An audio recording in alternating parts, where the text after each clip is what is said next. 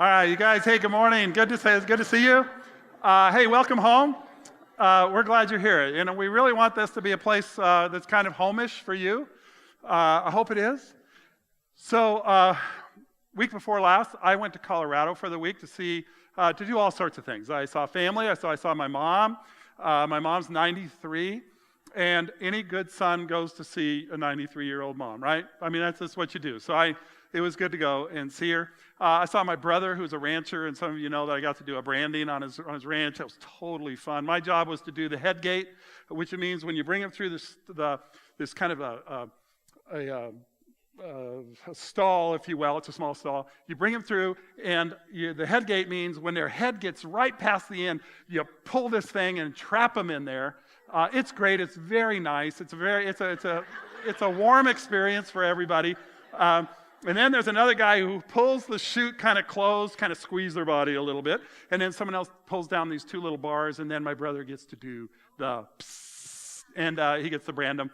And the calves always go, "Hey, thank you, it was great.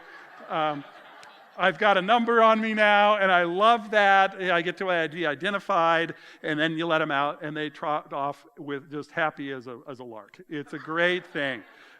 We had so much fun doing it. And all the people that you meet there, you know. One guy named Gary. Gary's a 60-year-old real cowboy. I mean, he's the real deal. Everything about it. And so he was working with the calves, and they kicked him in the knee, and but man, he's tougher than nails. He's a total Marlboro man. Unfortunately, literally, smoked for 40 straight years, and the next day was going to see a doctor on Monday because of the lung cancer that's developed. And it's heartbreaking. And he just says, I was just a stupid kid, man. Started smoking and just never stopped.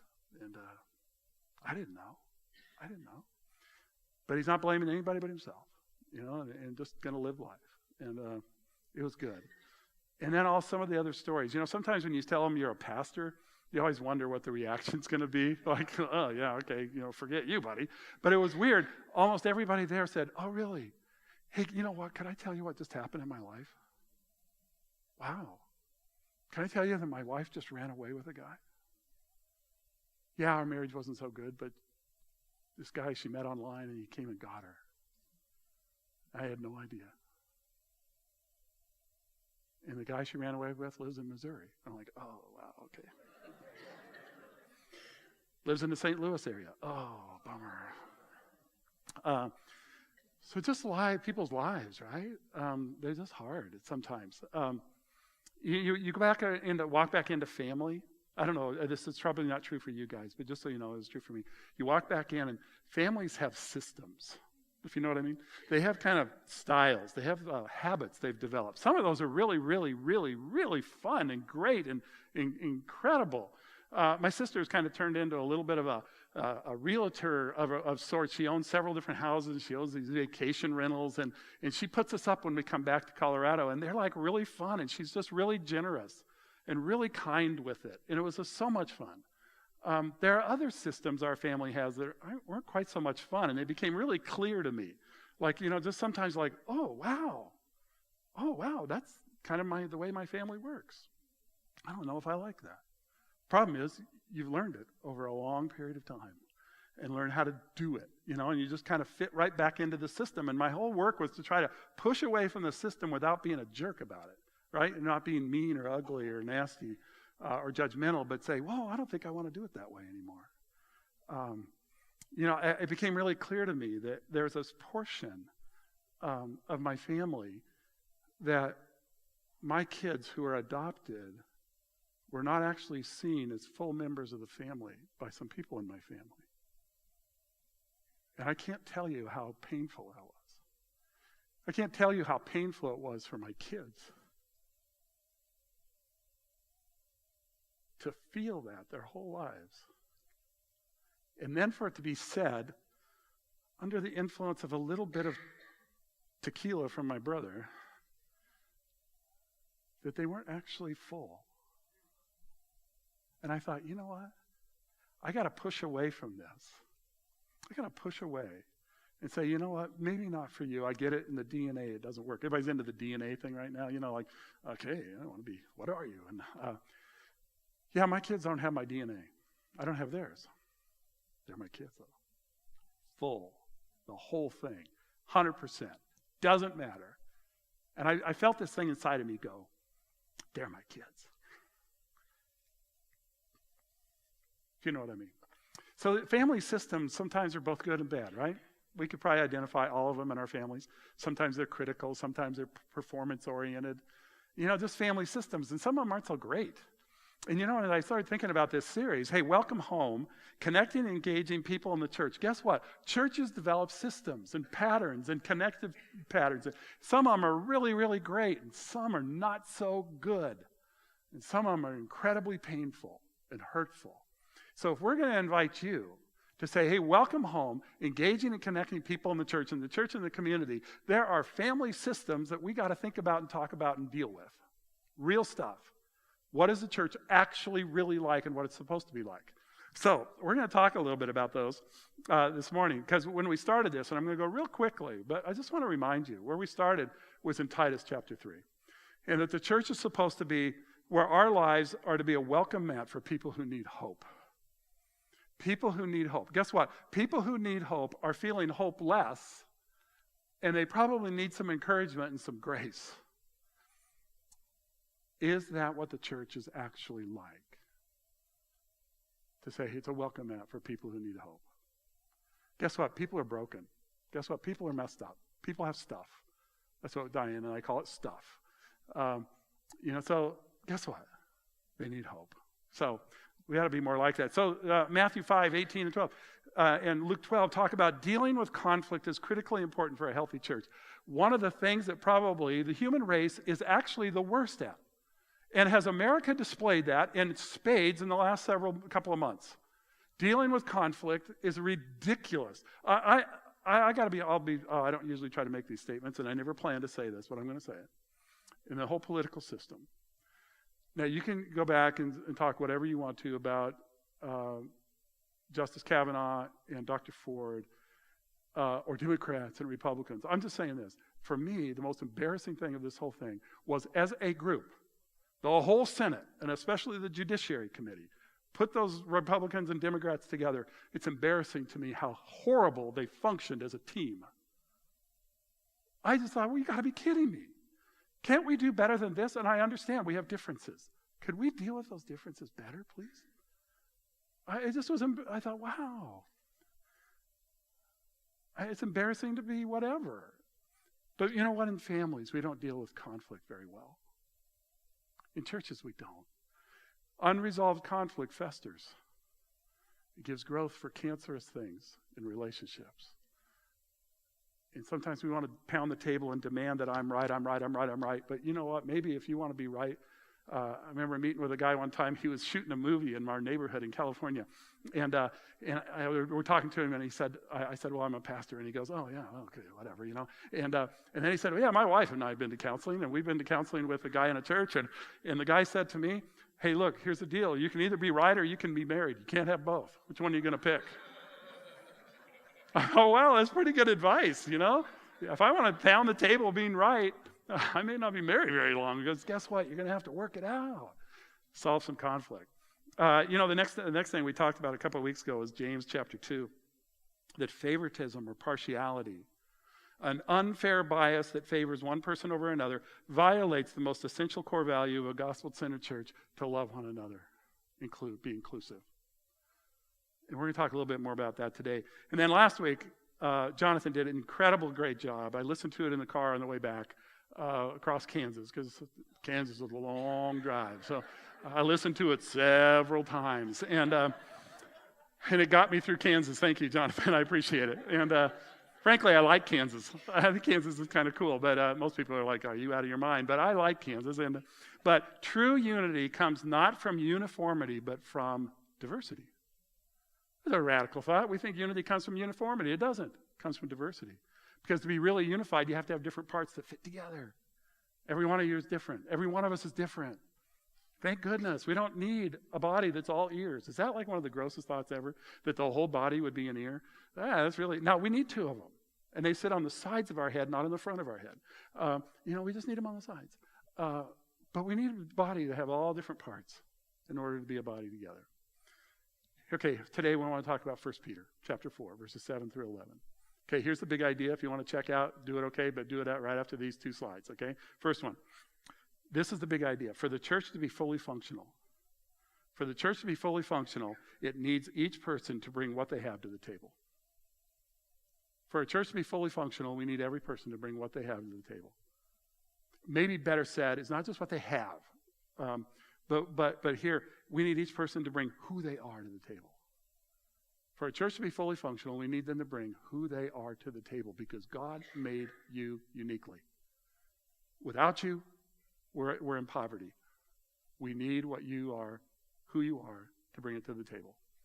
Also in this passage, though, we're going to look at this. It's not only that, but for the church to be fully functional, it needs to each person to invite one another to the table. To invite each other to the table.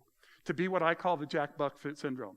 Jack Buck used to always tell the story, or really his son tells the story, that whenever Jack was out to dinner, all people would go, whoa, that's Jack Buck. I want to meet Jack Buck. Anybody want to introduce me to Jack Buck? Or they'd kind of hang around the table. You know how you do that? You kind of wiggle over closer, And Jack would finally look over and go, hi, what's up? And they're like, hey, could I just say hello? Or could you give me an autograph? Or, and he'd say, and what he'd say is, hey, why don't you pull up a chair and sit down? Tell me who you are.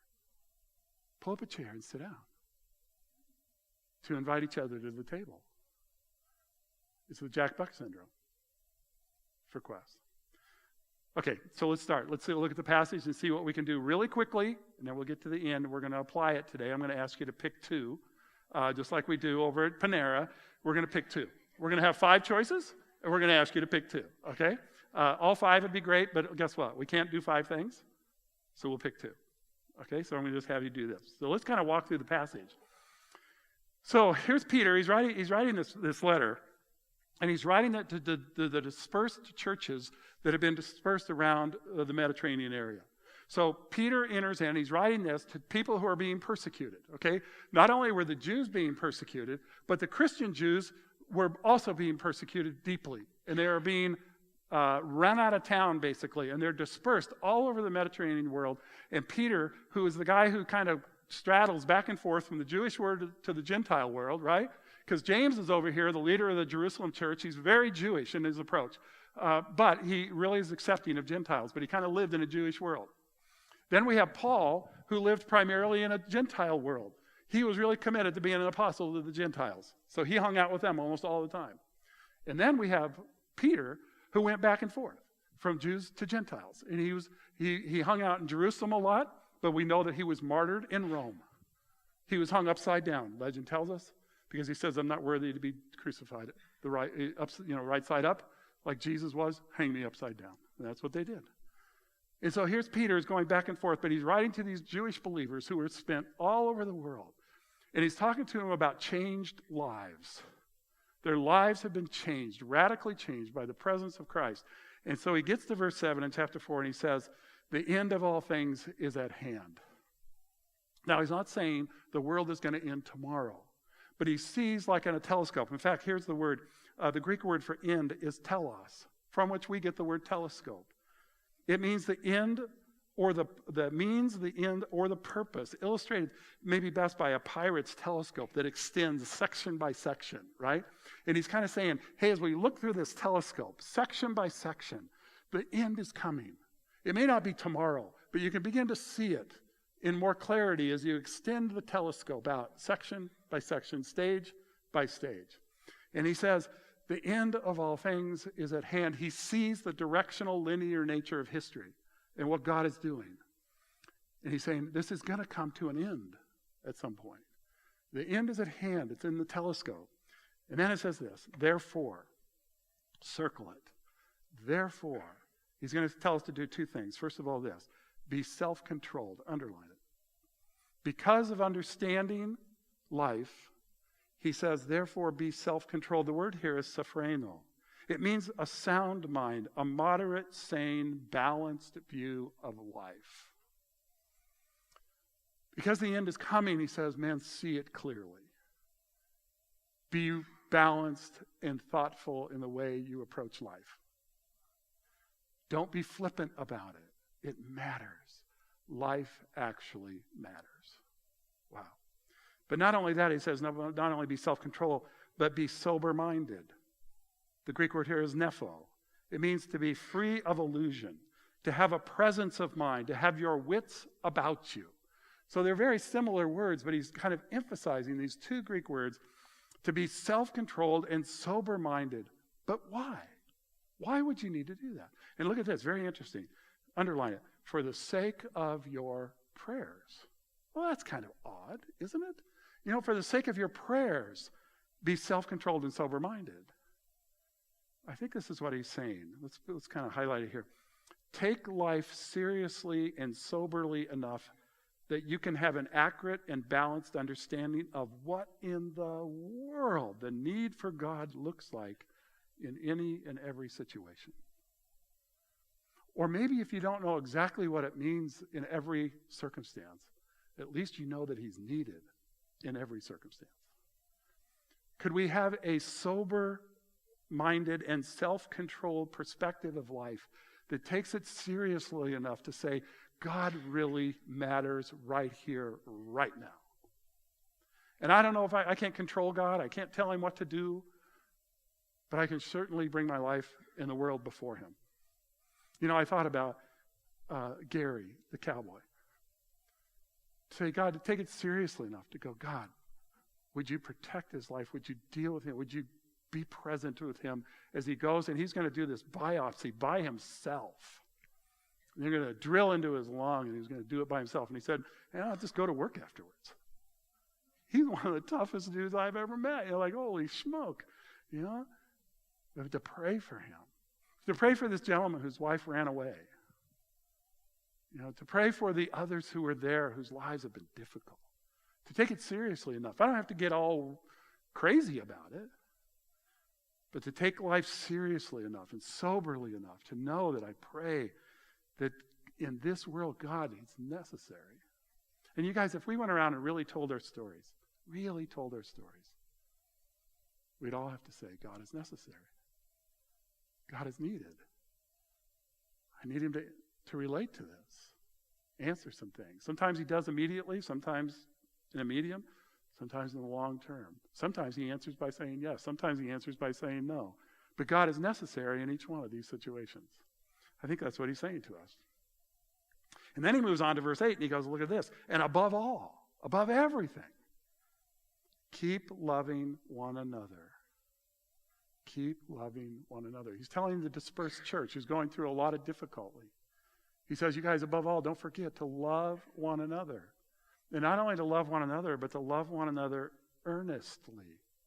It's an interesting word, earnestly. The Greek word extenses means this, but it represents extension. That's where we get the word from, extenses. But extension, it's a root word from the tension. And what it means is this, it's without slack, fully extended to its necessary outcome. Love one another in a way that it's reaching out with tension, with an extension to the necessary need. It kind of has a power to it, a meaningfulness to it. It's not to be done flippantly, but to love one another real. Probably beyond what you even feel comfortable with. It reaches out. It extends itself to people. Above all, love one another earnestly. And look at this. Since love covers a multitude of sins. Here's the deal. Love does not cover up sin. It covers over sin. You know the difference? Sometimes we think, well, let's be loving. Let's act like it didn't happen. Let's excuse it. Let's not deal with it. We'll cover it up. No, you don't cover up sin. Love covers over sin.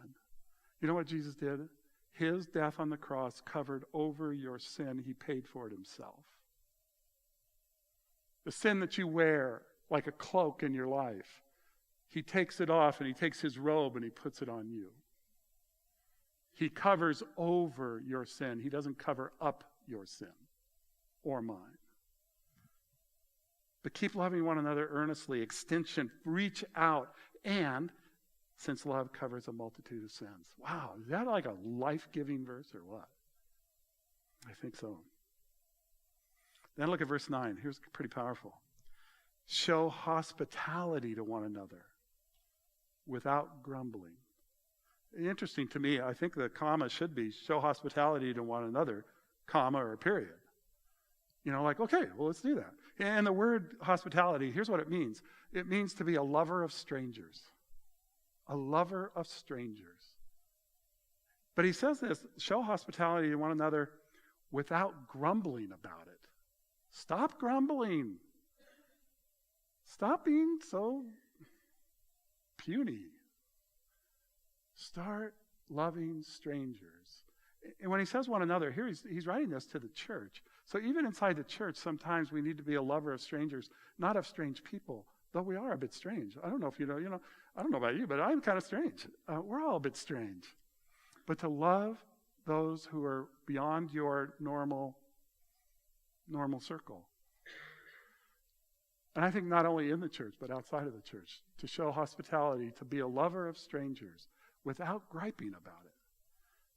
I learned this week one of the cultures of my family is to be a complainer. Complain, especially behind each other's back. I don't know, anybody have a family similar to that? Don't raise your hand. I kind of learned, it's kind of the way my family works sometimes. It was painful to find that out. People complain to my face about others, but guess what they're doing to other people's faces? About me. And there's plenty to complain about me. I mean, it's not hard, really. I mean, it's not difficult to find people's weakness. It's a no-brainer. But what do we do with it? But are we willing to show love to strangers without grumbling? I think it's this, in inviting people to the table, right? Hey, come join the table. Come join the gang. Come sit down. Pull up a chair. Tell us about your life. This week I decided that I needed the times. Sometimes we want to tell people the gospel, and I think we ought to. And I think we ought to do it with boldness. But sometimes we think the gospel answers the questions in their lives. We don't know the questions that they're asking or wondering. So I've just tried to start, and I've done it before, but even this week, to try to remind myself, periodically, I say, hey, tell me about you.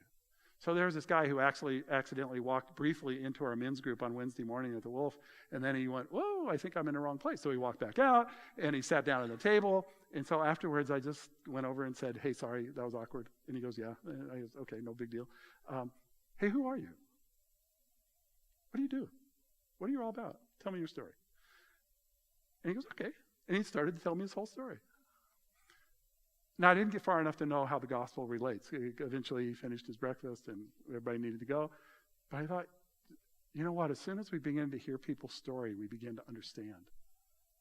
Gary's got cancer. Neat cowboy. This guy's wife walked out on him.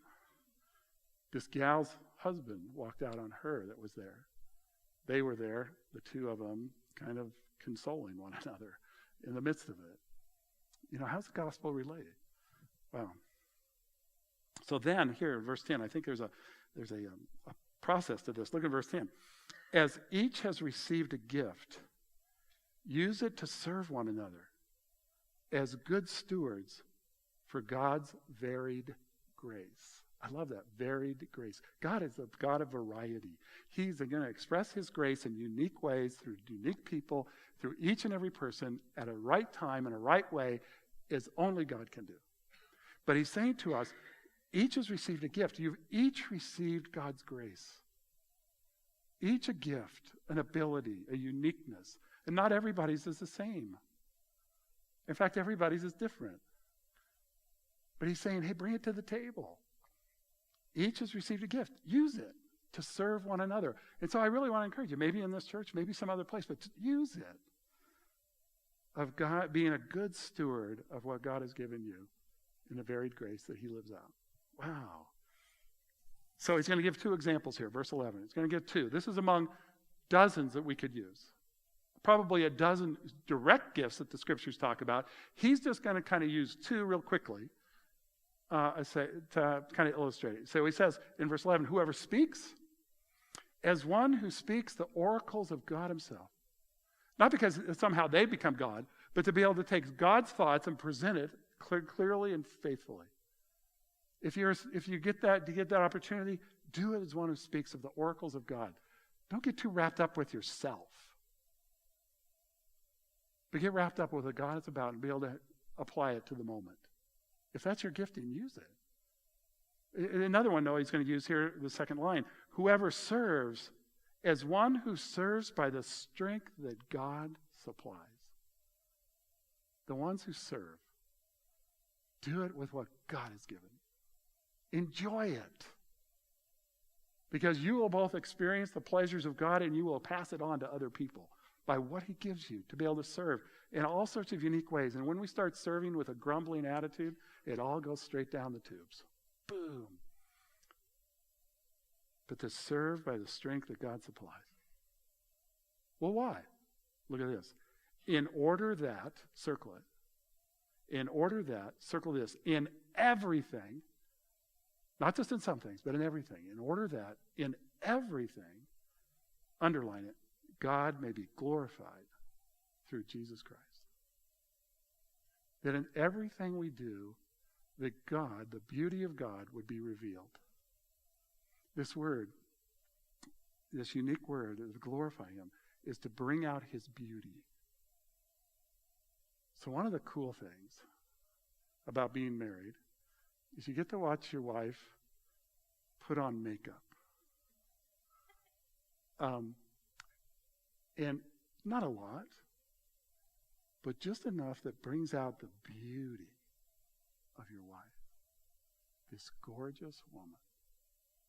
Like, wow.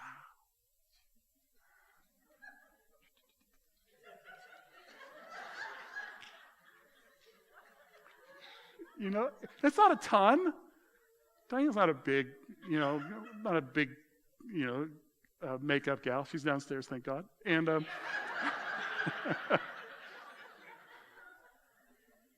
then you go, wow.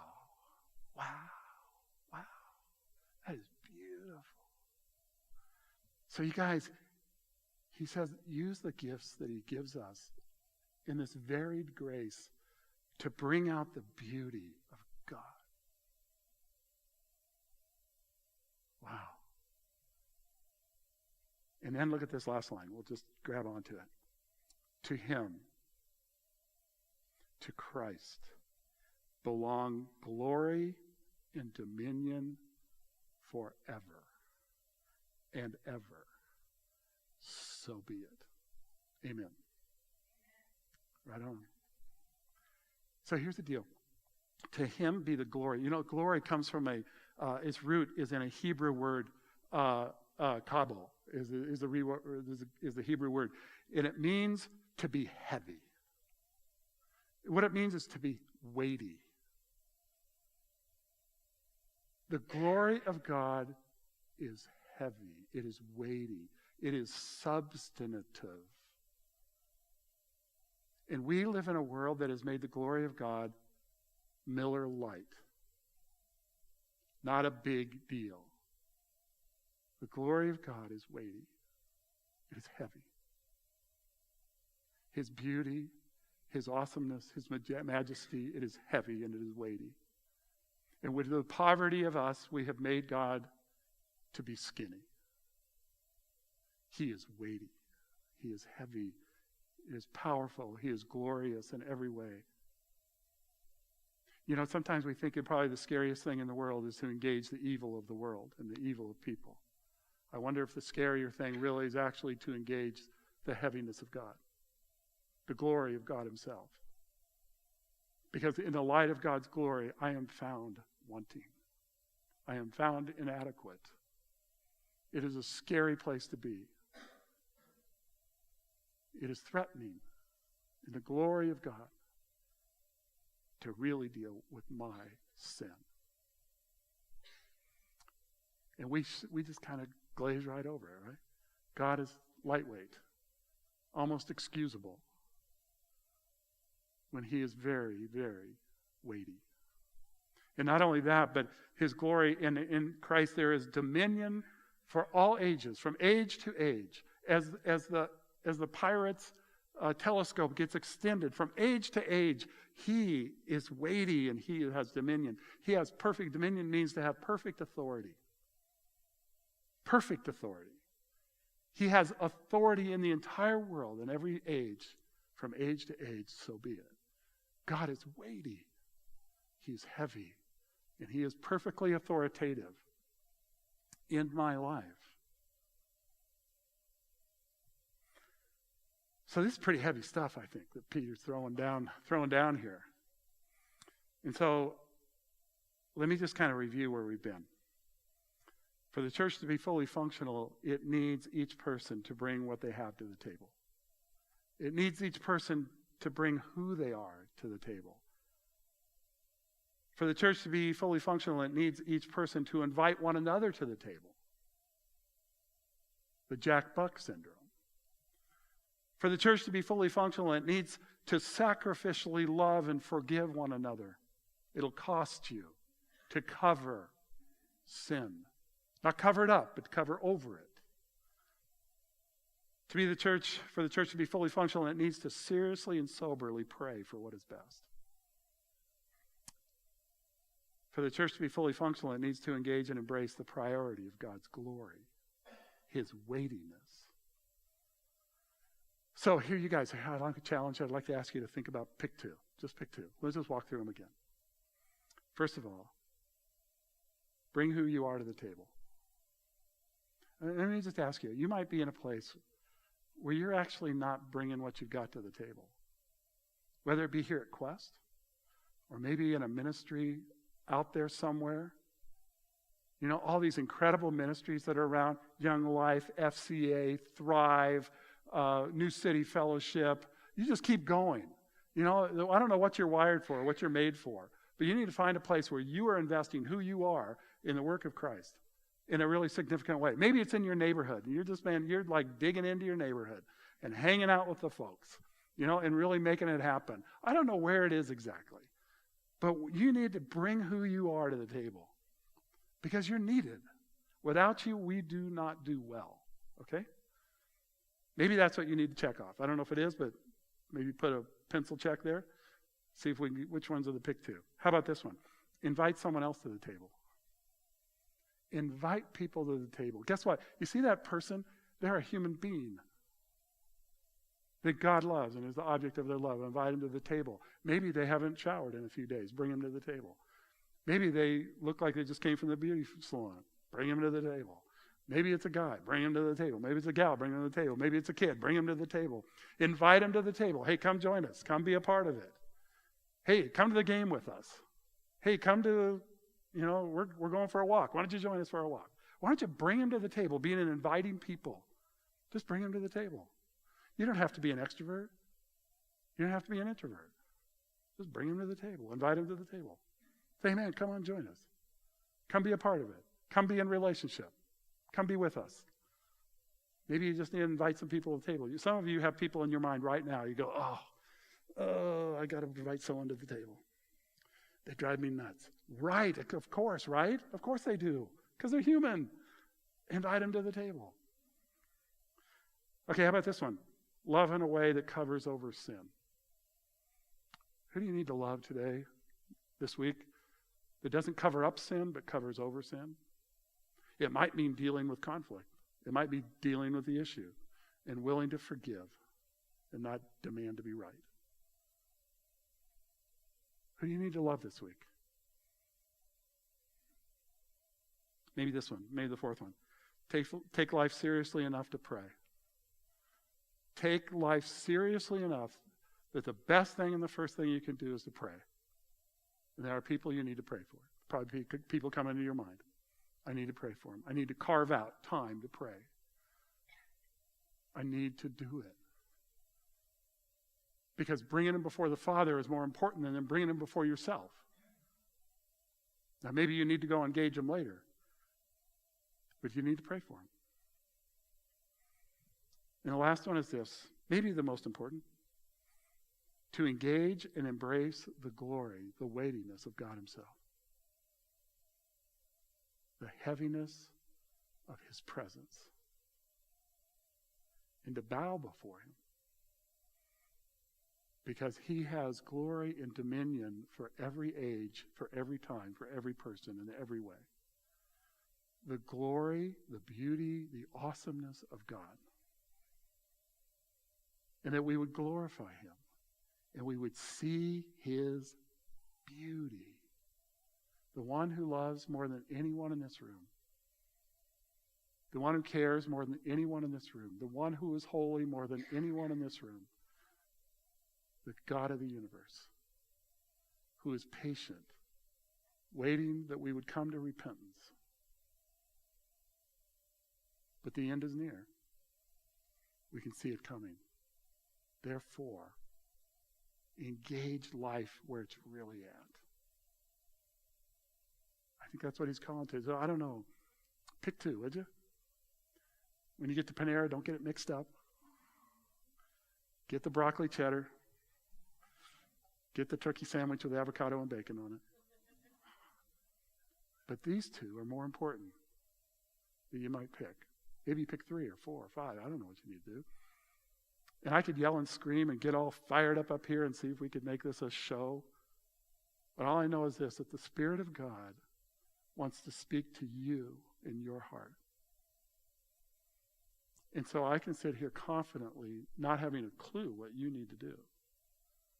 But I know that God knows what he wants to speak to you. And that as you walk out this morning, that you would grab those. And between you and him, you would take life seriously enough to do it. Say, God, you want to change my life. You want me to adjust here and there. For me, I need to invite people to the table more. I need to say, come join us. We'll take you as you are. That's what I need to do in this whole community. And I need to really engage the glory of who God is. Because sometimes I get too busy doing other stuff. And I don't take any time to actually acknowledge him for his glory and his dominion. Whoa. And it is to my own poverty that I do that. So where's God calling you today? And we'll leave that between you and him. But if you would embrace it, it'll probably make a big difference. Okay? So why don't you give it some thought here for a second? You know, I want to like to invite the worship band up. They're going to come and help us kind of cap this in our brains and our hearts in a very unique way. But why don't you think about it for a second? Pick a couple. Write them down. Do something with it, okay?